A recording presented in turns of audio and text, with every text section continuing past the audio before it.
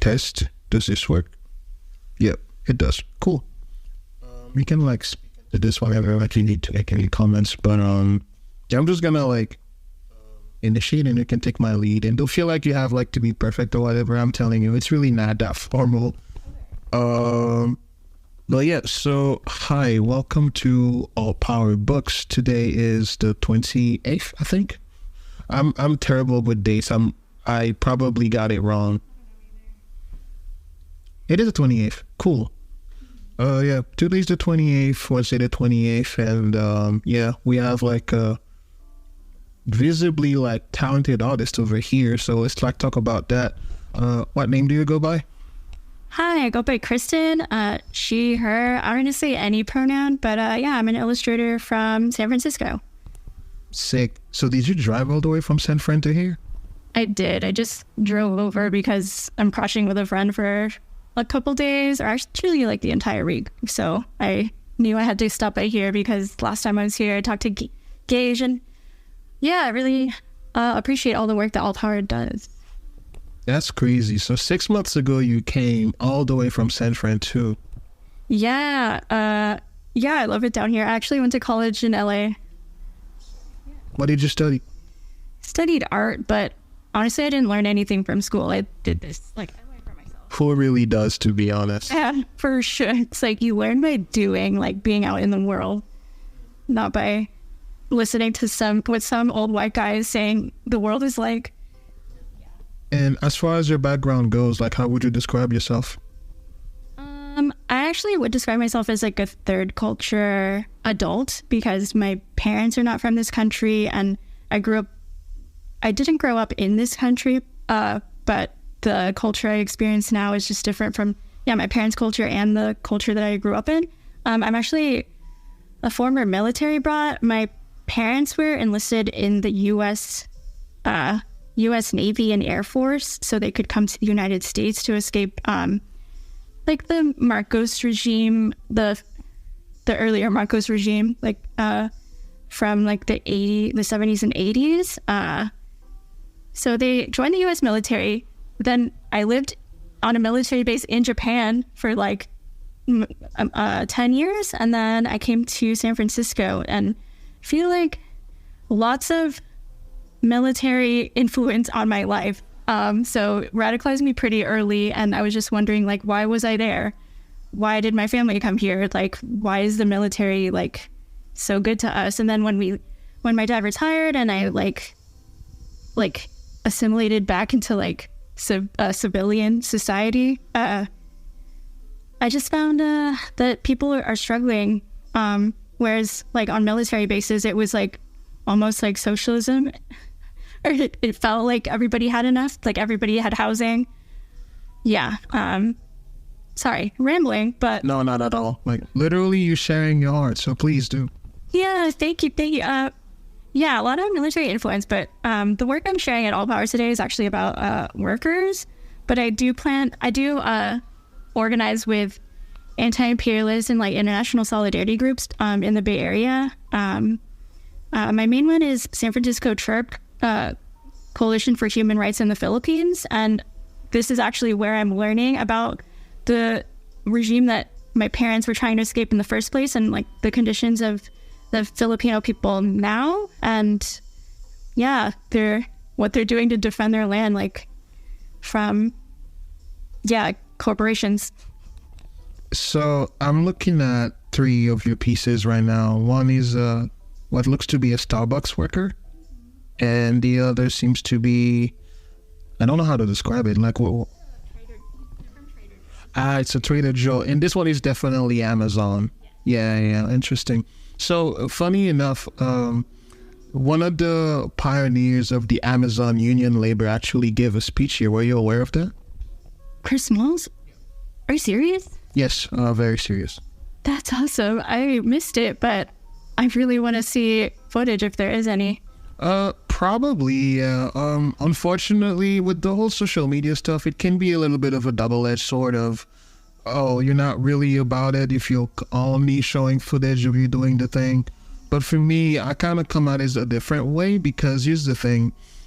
You don't educate people by solely doing conversation, you know, like you educate them by giving them a framework to do research upon, right?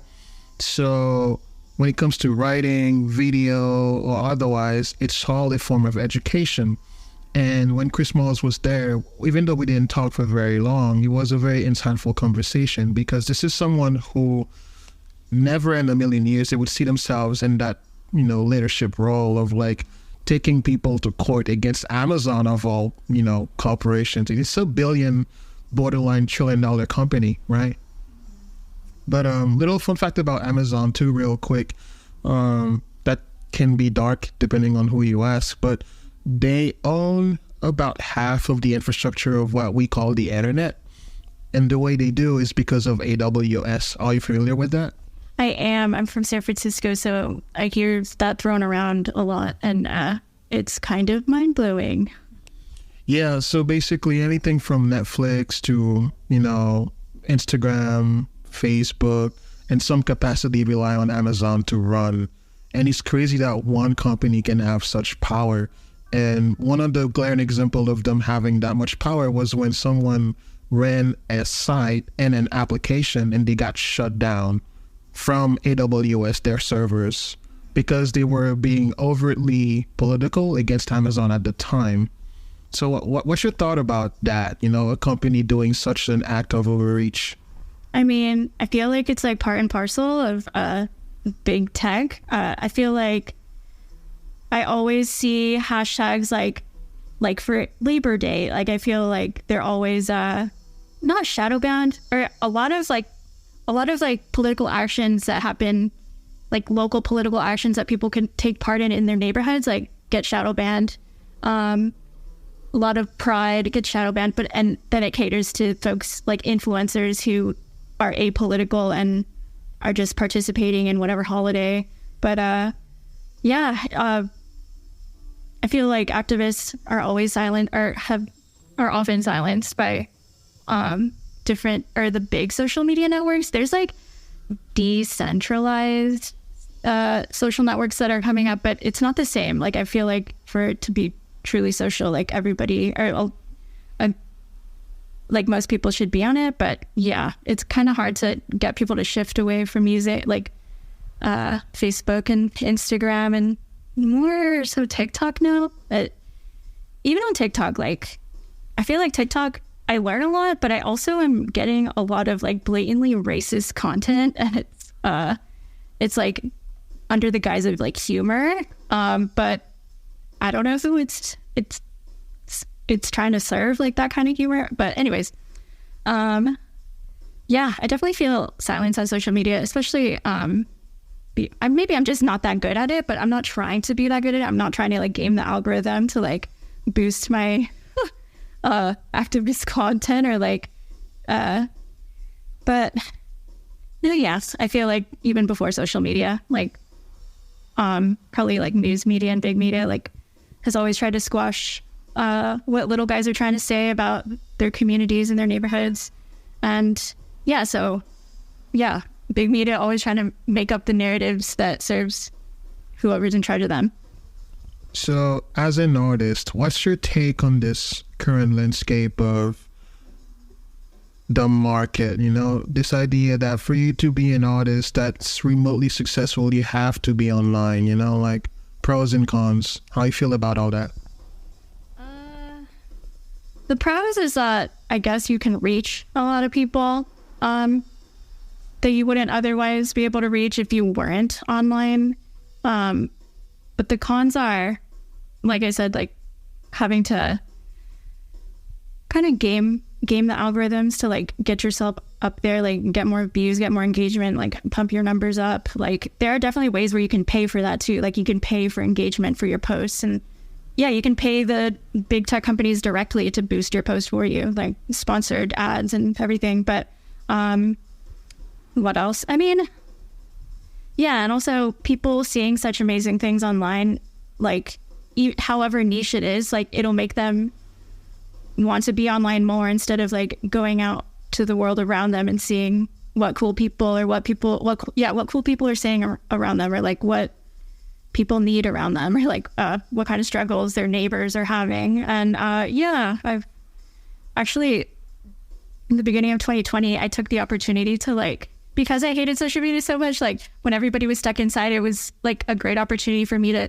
talk to my neighbors, because everybody was scared of the same things. And like, I know everybody else like would need to share things like food or like laundry detergent. And I got a little bit into tenants organizing, and I feel like, organizing in your neighborhood, grassroots organizing has really been like some of the most meaningful things I've ever done in my life. And and I try to let it inform my art, but I don't know, still working on my art, not perfect.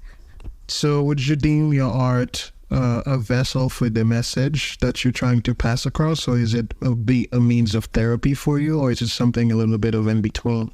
No, it's definitely both. Like it can be relaxing to do, especially now that I'm not trying to like make art my main hustle, because classic starving artist trope, right? Yeah, definitely. I mean, like, the thing is, like, I don't mind not having much as long as I have enough to do my art and like eat and have shelter. But it's definitely a form of therapy, but I don't like rush myself or anything. Like I'm really careful about the things I make. Like I don't want to just print whatever as like looks good aesthetically, but isn't saying anything, or like is like, I mean, I'm kind of, I try not to be a hater, but a big pet peeve of mine is style without substance. Please be a hater. We like hot takes over here. Oh yeah, for sure. And I mean, whatever. Could you name an example of what that looks like a notable artist maybe? I can't think of one right now, but I will if I think of one during the conversation. But I feel like a lot of like art movements were co-opted by like, they're co-opted to like take away the message of like what they were trying to say with their art. Like a lot of contemporary art today is like too much abstraction and like not directly confronting like the problems that they're abstracting. And I actually just came back I just visited like ICALA, like Institute of Contemporary Art, Los Angeles, and no shade, but it was like just a bunch of garbage organized into like piles, and then the descriptions that the artist wrote were saying that this is about decolonization. I'm like, what? How? Like, I don't know. I wish they were clear about, I wish they would make art that's more clear and accessible. Yeah, this is something that, for me as someone from a Black background, it's very glaring, right? So I enjoy hip hop a lot, right? And I know the history of hip hop. I know where it comes from. And as a matter of fact, I've lived in New York for over 5 years, and I can tell you the culture is very much still alive. And to see it turn into whatever it turned into nowadays, it's insulting for me, to say the least, because it went from speaking to the truth and the struggles of the people at the street level to glamorizing violence and borderline mocking it at times. This idea that like, I'll fuck you, bitch, I'll, shoot your house or whatever. It's like, no shade to like these people that make their songs however they want, but no real gangster speaks like that. Actually, to reference real Black Panthers, those that organized early on as a response to state violence, these were the real gang members that were patrolling their streets to keep themselves and their community safe, right? So it's kind of funny how that took us this meaning of gangs at the service of their community to now gangs harming communities and, dispatching drugs and causing violence and all that stuff. So would you see any parallel in your perspective as someone from your background, in terms of like the art and all that stuff that you consume? Yeah, actually, I think about this a lot. Like, like you were saying, how like hip hop's been co-opted by like big media to make people who are fans of hip hop seem like they're always competing with each other for who's trying to have the most money and who's like having the most sex with the most women. It's like, what the? I feel like when they co-op things, they just like to turn the message on its head to make artists like have to compete with each other instead of working together, like compete with each other to feel like they have to be like the first ones to do something instead of like looking back at our history and connecting with like the like our people's roots and like what our people were saying and like organizing for and like fighting for generations ago, like what our family like. Yeah, I feel like pop culture is very what's the word?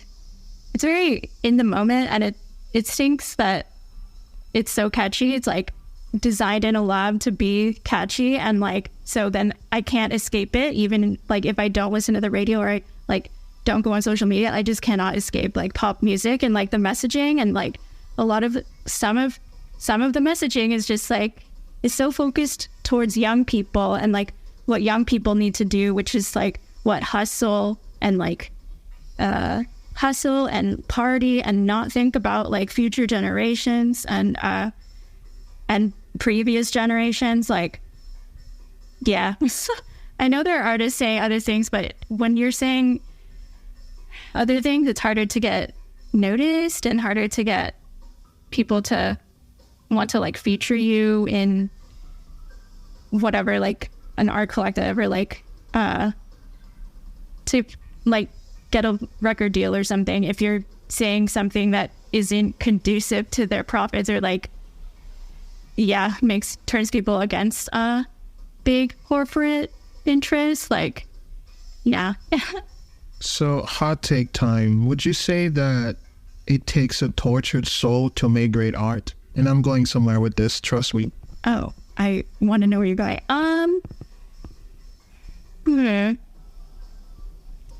I think so. When I say tortured, I mean more so on the mental side and the physical side, right? Because there's this classical trope of like the tortured artist, right? So think Edgar Allan Poe, for example, or he did die.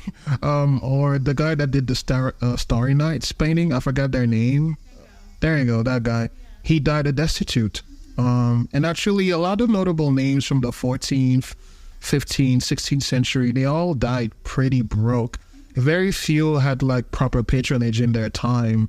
So like, question number one being, does it really take being tortured like that to make good art or great art and to be remembered by history? And like, is there a common ground in terms of like finding that source of revenue from your art or from people that enjoy the art? I feel conflicted about this one because like, quote unquote, being remembered by history, it's like, who's writing history? Like, who's remembering, like, who's saying that Van Gogh is one of the greatest painters of all time? Like, I also feel like every human, like the human condition is to suffer, like everybody's suffering in a different way. And I wish that everybody had the means to try to express themselves through any art they can, like what it means to be alive and like, like what they find most meaningful to them. And because I know most people will be like making art about their their family, their friends, their community, not accumulating wealth and fucking bitches. Like, yeah, I mean, yeah, it stinks that the most like the art that makes you money these days is just what you can sell to rich people. At least for visual art, like I see people selling prints and paintings, and it's like they're pretty much catering to like what richer people would like to have in their houses decoration, and it's like not what they feel in their souls. I mean, I don't know, like they're good, like they're good at making things look nice, but I wish that they weren't under like an art director or like under this pressure to sell to like either the biggest audience or the richest audience. Yeah, I don't know. So where I was going with the question of do you have to be a tortured soul to make great art is because capitalism obviously is the torturer in this instance, right? Without capitalism, a lot of the issues we have today would simply not exist. So would you agree that without capitalism, there would not be great art as a result? disagree. Because of that lack of torture? Disagree. I think even in, like, say you're like well off and you don't really have to think about putting food or money on the table, and you don't have to think about like paying for healthcare and stuff. I feel like you're still going to be tortured by like, oh, the person you have a crush on doesn't have a crush on you back. And then I feel like you could make great art about that. Like, you don't need capitalism. Like, ideally, we wouldn't be under these pressures that capitalism is constantly putting on us. But so we could like, yeah, make art about how we feel about our lives outside of that. But under like living in the US and like seeing how like on the precipice of collapse it is, it's like I feel so drawn to making art about anti-capitalism because it's like the cause of like the plunder of like the global south and countries like the Philippines and Haiti and like Where are you from? Yeah, or my family's from the Philippines, but I'm By descent, meaning? yeah, but yeah, I feel like my most important work here in the US like has to be anti-capitalist, whether like overtly or like or not. I think a lot about how to spread anti-capitalist messages to any like whoever, like people that don't really think about politics or people that are just regular workers. I'm hoping that with this series that I have here, All Power, that I have prints up, I'm hoping that regular workers will see this and start to think about, like the power of workers' unions and, the power that people can have when they come together and demand what's theirs. Yeah. Speaking of union, I'm sure you've heard about the writer's strike by now, have you? The which strike? The writer's strike.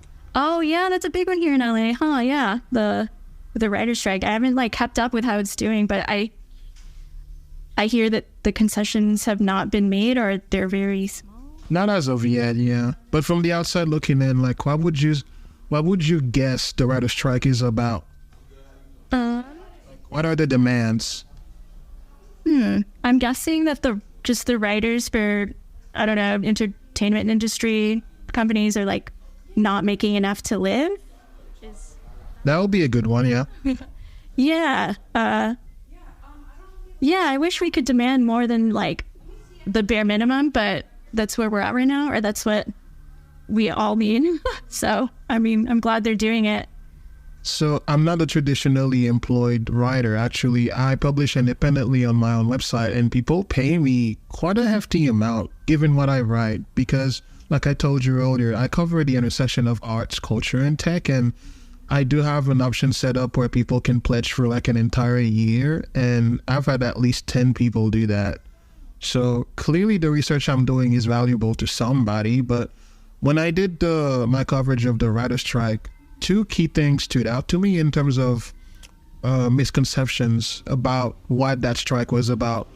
Number one being, oh, it's a bunch of Hollywood people. Like, what could they ever be struggling from, right? Like, but turns out writers in the Hollywood world, they're actually gig workers, essentially. You know, like they only get hired on a show for maybe a few months at a time. And by the time that show's over, you know, they're left by themselves and they have to figure out the next gig after that, you know. So quite a lot of them actually are, you know, servers on the side or cab drivers or, in some instances, you know, valet, you know, and stuff like that. The classic Hollywood trope of like rags to riches stories that everyone loves to sell you to justify the suffering and the torturing. But, you know, truth be told, you know, that opened up my eye in terms of like how shitty the entertainment the very entertainment we consume really is. Because it's very telling that, I mean, I'm sure you've read it by now that like, oh, like why are TV shows so trash these days? Well, that's why, you know, people don't get paid nearly as much as they should be paid. And as a result of that, they're putting in less effort, you know, and it only took them. And the second thing that stood out to me in terms of like the misconception behind the strike was the reason that they struck in the first place.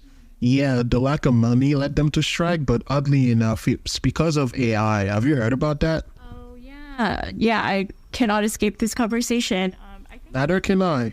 Since I cover the intersection of arts, culture, and tech, trust me, I hear it all the time. Oh my gosh, yeah, especially since you write. But yeah, I feel very conflicted. Yeah, this sort of thing affects artists too. Like, I actually initially wanted to be part of the entertainment industry, like the animation industry, but I saw that, yeah, like the writers of the writer's strike, like a lot of, actually, yeah, some of my friends that work in the animation industry do have really short gigs. Like when a show is, like, from the time a show is picked up to the time it like gets canceled or it ends, like that's all they need the artist for, and they just like find the new batch of folks from CalArts. And yeah, it's usually from CalArts because it's like there's a lot of nepotism and a lot of like elitism with like the school you go to, and which means that the people that work in the entertainment industry, they don't make much. They come from CalArts where you have to pay like $60K a year. So they come from rich families, or they're like desperately in debt. And yeah, like entertainment industry is wild. But also what you were saying about like ChatGPT and like stable diffusion and all this like AI art, AI text generation, like it's freaking a lot of people out. I mean, including yourself. Freaked out by it? Do you think it's going to take your job like everyone is saying? I mean, since I decided not to live off my art, I don't think it's gonna affect me that much. Like, I don't make a lot of money from this. Actually, I don't think I'd make any money from doing art, but I think it'll just make it so, like, since everybody can make like technically good looking art or like aesthetic art, like the message and like who it's from is going to matter a lot more, more so than like, because I feel like a lot of people think the same about and have nothing new to say. So I feel like people are going to be a lot more like critical of what people are saying and like what kind of ideas they're pushing. But I'm not sure what's going to happen. I think, yeah. It's this whole AI situation for me it's been pretty strange to witness, because like I told you, I'm a multi-hyphenate. I do a lot of things, and in the 2020 era, actually, as someone with a formal coding background, I started to explore ventures in that world to make money, to sustain myself. And right around that time, NFTs became a thing, and that's another hot topic in the arts community for sure. But for me, it's been an interesting kind of journey as a Black artist, specifically because, long story short, I've had my work has been showcased in notable galleries through NFTs, basically, and it's sold for quite an amount, which for me at the time was unusual. It's like that kind of validation of like, oh wow, my work has sold for something. Clearly that's cool. But then as I got to know the art world from that critical lens, it really occurred to me that it's basically more of the same. It's just a bunch of people gimmicking the system for their benefit and imposing a value on whatever they see fit or whatever is popular that day. And unfortunately, that became something that for me, I don't, in practice, paying artists on the basis of the digital record that the art has, that's an idea I can get behind, but it's the execution that I definitely have a lot of issues with, especially when it's mostly like the big names in the art world that are behind it all, because the whole nepotism aspect very much remains into effect at that point, right? The whole idea of art is that it's supposed to be for everyone, not just for the select few. But then as I moved away from that world, I got into doing machine learning research, which at the time was not really that big. It was like fairly big in its own right, but it's not nearly as big as it is today, where everyone and their mom talks about AI now. I mean, literally, like a grandma will ask you about this ChatGPT stuff. That's how popular this stuff has become. So I'm sitting here like, okay, well, I have a choice to make, like, do I do I take it all in and just kind of like shrug my shoulders, or do I actively do something about it in terms of educating people about the implications of what that is? Because I don't know if it hit you yet, but like, we're living in wild times, right? Like, a machine can talk now. Yeah, definitely wild times. I feel like my tech friends have talked about ChatGPT and like how it's affecting work right now, and a lot of like my younger friends like that are in college are just using it to do their assignments because they don't know how to regulate against it yet, or they don't know how to like check it to like make sure it's not plagiarizing, or like, but no, yeah, wild times. I feel like it's gonna exacerbate like the whole starving artist or starving writer tropes, and it's gonna turn us into, I feel like a lot of us are gonna end up being like baristas and like doing what is quote unquote like these like being essential workers, like while we do our like creative whatever drives us creatively. But no, my tech friends say that ChatGPT and machine learning and AI, like, we're gonna have to get used to using it as tools. And I'm not sure how right they are because I haven't done a ton of testing with it myself. But I think when you were saying how you're not sure what to do about, especially since you've like been not studying, but just like been keeping up with this stuff since before it blew up. I feel like it would be good to like educate a little bit, like asking people like, where do you think the data comes from? Like, where are they taking all these images from? Like, because I feel like if people like own their own data and could teach some AI to like draw like them or write like them, like, I feel like that could be useful, but I'm not really sure how. I don't know. Actually, I do have a real life case study. So I've published a little over 40 hours of that stuff already, and one of them includes a guy. He's a senior developer and lead artist for pixel art specifically. You know what that is, right? Pixel art. Yeah, it's like the Game Boy classic aesthetic. So apparently he's been an engineer his entire life, and he got into machine learning himself, mostly as a hobby. And then it occurred to him that, hey, maybe I could use that to ease the workflow for me, because he's someone who takes on a lot of commissions. So he's built a model that essentially seamlessly creates pixel art from scratch using simple prompts. And his model of deploying it was by paywalling it, so that whoever wants to use it will have to pay him a fee on his website. And at launch, he's made a little over $10,000 in the first week. So would you deem that a good example of the artist taking the power back in the face of tech uprising? I mean, good for this person, but I feel for like the pixel artists who done it without like knowing how to code their own AI generator. Like, those artists put in a lot of work and like perfecting their art, and like, I wish that $10,000 that you made that first week could be like distributed amongst like the people whose art inspired him, or like the people who are trying to get into pixel art today. Because I've done a little bit of pixel art. That's hard. It is, yeah, I can attest. As someone who's done a fair bit of game development, it's really not easy.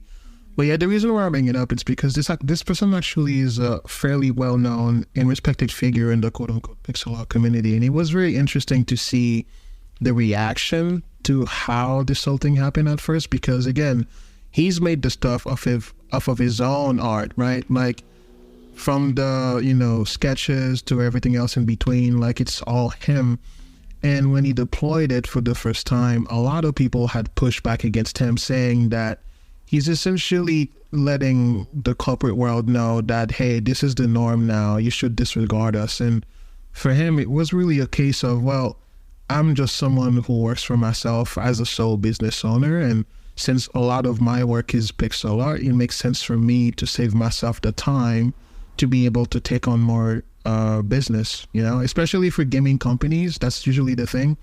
They commission you a lot of like animation characters and all that stuff, and it's kind of insane how thoughtful he's been about this whole process of how can he build a tool that's useful for himself.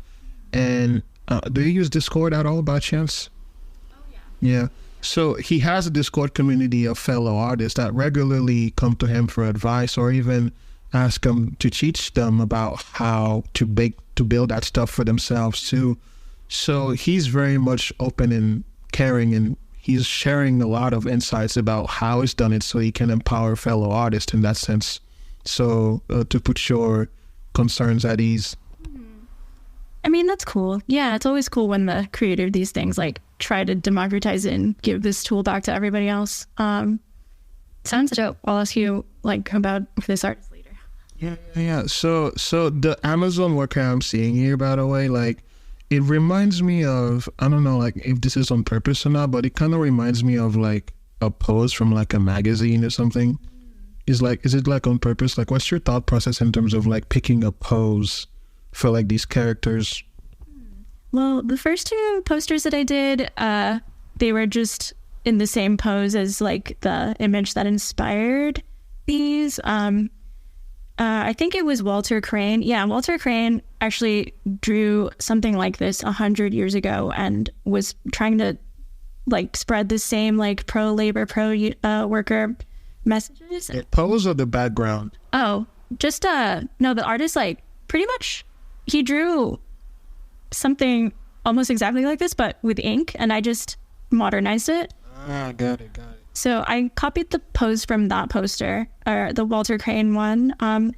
But this Amazon one is in a different pose, and I actually kind of modeled this pose after like a hero, like kind of like a superhero. Dude looks buff, you know what I'm saying? It's like it almost looks like he works out when he's not lifting boxes all day.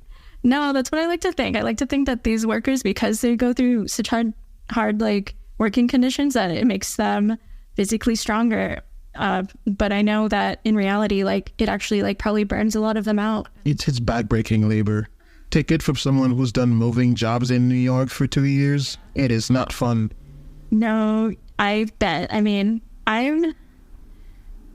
used to actually deliver also, but I used to deliver food, so it's nothing like this, but the pressure that you're under to like be as quick as you can and like have your location tracked all the time is... You have to babysit the customer too. Oh yeah, no, definitely. But yeah, I tried to make this guy look like a hero because Amazon workers and like delivery workers, like I feel like they're what keeps America running. Especially like hearing that I think UPS is about to strike, or like they're making demands to like raise their wages and stuff. But I heard that like the concessions that UPS is giving these workers is like not enough to like meet inflation. And it sucks because like even though they're successful in their strike and getting better conditions, like the rest of the delivery workers, like not just UPS, like are they getting their wages raised? And if so, it I don't think it's as much as UPS, so it's not gonna like meet how much they need because of inflation. Yeah, and part of my documentation, and funny enough, it sort of happened by me talking to people that are heavy involved on the AI art side. They told me about this patent that came out fairly recently from Amazon, where they're patenting a flying vehicle that's supposed to be like a docking station for drones, essentially a place to deploy packages, but by the air. I know this whole stuff will take a lot of time to implement because, they have to go through other entities to make that legal and viable. But effectively, if they're successful, they will make that person's job essentially no longer necessary. So this is what people mean when they say that AI is going to come for your job, right? It's that these people who, in a lot of these cases, have no choice but to do that job will have to figure out something else. And since these people are the essential backbone of this country for now, I think it would be in their best interest to literally strike to prove a point. You know what I'm saying? Like, especially when you consider that across the entire country, there's an average of about 1 million packages a day being delivered. You know, it's like it's a lot of people that rely on that service. So making that statement of like, hey, remember Amazon, you depend on us, not the other way around.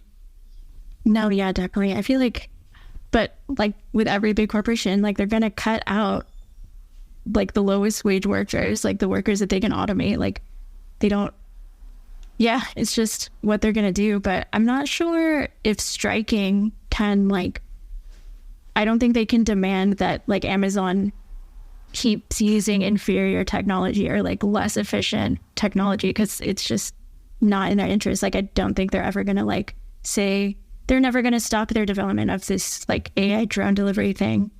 And not to get too doom and gloom, but like in terms of from your vantage point, as someone who, you know, with your background and your set of talents and skills, which is, to me, is really evident. You're very talented, by the way. Like, personally, I would rock your stuff on a sweater.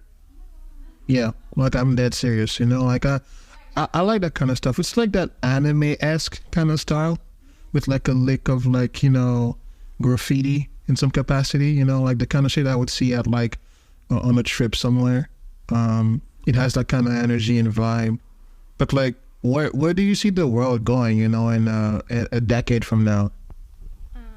The good parts, what you hope to see to going to fruition.